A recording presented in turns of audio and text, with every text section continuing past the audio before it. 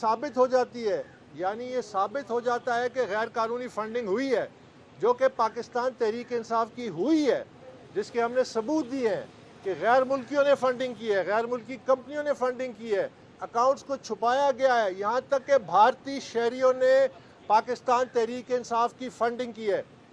تو انہوں نے فیصلے میں لکھا ہے کہ اگر یہ ثابت ہو جائے کہ جماعت کی پروہیبٹڈ فنڈنگ ہے تو اس کے نہ صرف اثرات جماعت پہ پڑیں گے بلکہ اس کے چیئرمین پہ بھی پڑیں گے۔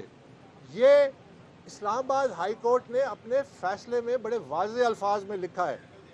تو جہاں یہ کیا سرائیاں ہوتی ہیں نا کہ یہ معاملہ صرف فنڈز کو کنفسکیٹ کرنے کے لیے ہے کہ اگر پروہیبٹڈ فنڈنگ ثابت ہوتی ہے فنڈز کنفسکیٹ ہوں گے، اس کے محرکات اس سے کہیں آگے ہیں اور کہیں زیادہ سنجیدہ ہیں اور سیریس ہیں۔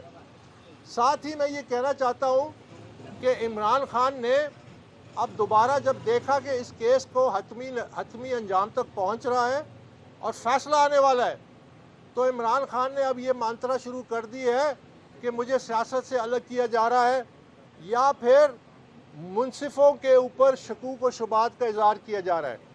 تو میں یہ آپ کے سامنے رکھنا چاہتا ہوں کہ یہ بڑی اہم بات ہے کہ عمران خان نے اس منصف کو خود نامزد کیا تھا۔ میں دوبارہ کہہ دوں، جس منصف پہ یہ آج شکوک و شبہات کر رہے ہیں اس کو عمران خان نے خود نامزد کیا تھا۔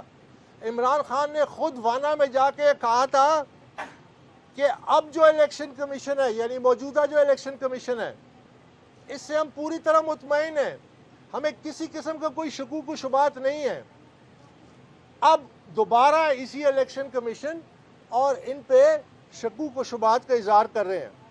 اس حوالے سے میں یہ کہنا چاہتا ہوں کہ اس وقت پاکستان کے لیے سب سے اہم مسئلہ جو ہے میری ذاتی رائے میں وہ یہ ہے کہ یہ جو فیشسٹ ٹینڈنسیز اٹھ رہی ہیں، فیشزم کا جو ایک ماحول بنایا جا رہا ہے کہ فیصلہ بھی میری مرضی کا، منصف بھی میری مرضی کا، قانون بھی میری مرضی کا، میں جب چاہوں قانون کو توڑوں، میں جب چاہوں آئین کو توڑوں، میں جب چاہوں جو کرنا چاہوں اس کے میری مرضی، میرا فیصلہ ہے وہ حتمی ہے۔ یہ انتہائی نشانی ہے فیشزم کی۔ آج معاشرے کو اور ہم سب کو سب سے پہلے اس فیشزم کا یہ جو ٹینڈنسی اٹھ رہی ہے اس کو جڑ سے اکھاڑ کے نکالنا ہے۔ یہ فیشزم پاکستان کو تباہ کر دے گی۔ اور ساتھ ہی ساتھ میں یہ عمران خان اور پی ٹی آئی کو کہنا چاہتا ہوں کہ یہ جو کیمپین چلی ہے اداروں کے خلاف، یہ جو کیمپین چلی ہے مسلح افواج کے خلاف، یہ ہے اصلی سازش، یہ اصلی وہ سازش پاکستان کے خلاف کہ جس میں آپ پاکستان کے جو قومی ادارے ہیں بشمول پاکستان فوج اس کو اور عوام کو آمنے سامنے کھڑا کر دیں۔ یہ سب سے بڑی سازش ہے اور یہ سازش ان لوگوں کی ہے جو اس قسم کی حکومتوں کو لے کے آئے تھے، جو اس قسم کی سیاسی جماعت کو فنڈ کرتے تھے۔ پاکستان تحریک انصاف کی جو اتنے بڑے پیمانے پہ غیر قانونی فنڈنگ ہوئی ہے، اس کی میں بارہا 7 سال سے کہہ رہا ہوں کہ ہمارے قومی اداروں کو اس وقت انویسٹیگیٹ کرنا چاہیے تھا کہ یہ غیر قانونی فنڈنگ کیوں آئی، یہ غیر ملکیوں نے کیوں فنڈنگ کی، یہ بھارتیوں نے پاکستان تحریک انصاف کی کیوں فنڈنگ کی۔ اس کا ایک مقصد تھا۔ اور یاد رکھیے، جس دن پاکستان میں پاکستانی عوام اور پاکستانی ادارے اور پاکستانی فوج آمنے سامنے ہو گئے تو تباہی پھر دور نہیں ہے۔ اور یہ وہ مقصد حاصل کرنا چاہتے ہیں۔ یہ جو پروپیگنڈا ہوا، یہ جو سوشل میڈیا پہ کیمپین ہوئی، یہ وہ سازش پاکستان کے خلاف۔ جہاں تک عمران خان کا دعویٰ ہے کہ امریکہ نے اس کے خلاف سازش کی ہے، تو میں یہ کہنا چاہتا ہوں کہ جو پاکستان کا دشمن ہے وہ کبھی بھی نہ چاہتا کہ عمران خان کی حکومت ختم ہو، کیونکہ عمران خان کی حکومت تو پاکستان کی اینٹ سے اینٹ بجا رہی تھی، پاکستان کے آئینی اداروں پہ حملہ کیا، آئین پہ حملہ کیا، معیشت تباہ کی، غربت بڑھائی، لوگوں کو بے روزگار کیا۔ تو اس سے بہترین حکومت اور کون سی ہو سکتی ہے جو ملک کو تباہی اور بربادی کا سبب بنے۔ تو یہ جو کہتے ہیں سازش اس وقت ہوئی تھی جب ان کو لایا گیا، سازش اس وقت ہوئی تھی جب جس مقصد کے لیے ان کو لایا گیا، اب ان کو جمہوری طریقے سے اگر اقتدار سے ہٹایا گیا ہے تو ان کو تسلیم کرنا چاہیے تھا۔ جو یہ کر رہے ہیں، مثلاً جو ابھی آپ تازہ ترین سن رہے ہیں کہ آئینی عہدیدار اپنے آئینی ذمہ داریوں سے انحراف کر رہے ہیں. یہ یاد رکھیے کہ جب آپ حلف لیتے ہیں آئین کا تو آپ عمران خان کا حلف نہیں لیتے, آپ پاکستان کا حلف لیتے ہیں. آپ کی وفاداری پاکستان سے ہونی چاہیے, آپ کی وفاداری آئین سے ہونی چاہیے, آپ کی وفاداری اس قانون سے ہونی چاہیے اس ملک کے.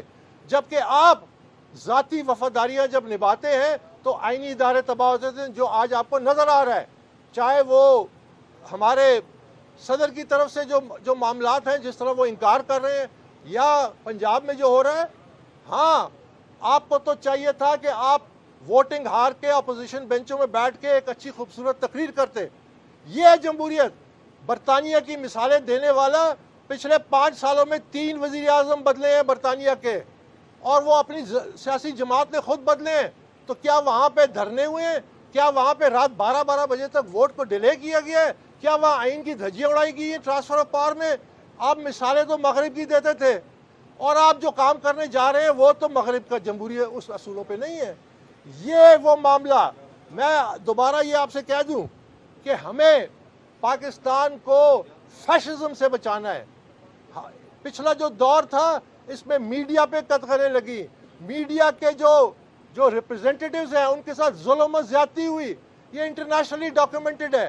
یہ سچائی کو چوک کرنے کا منصوبہ تھا, اور یہ جو اقتدار کی جنگ تھی, اس اقتدار کی جنگ کو یہ آگے لینا چاہتے تھے کہ جو مرضی ہو جائے, ہمارے خلاف ہماری اکثریت ختم ہو جائے, عوام ہماری اکثریت سے ہاتھ دھو بیٹھے, لیکن ہم نے اقتدار میں رہنا ہے. اس کو فیشزم کہتے ہیں, اور ہم نے اس کا مقابلہ کرنا ہے. بہت بہت شکریہ.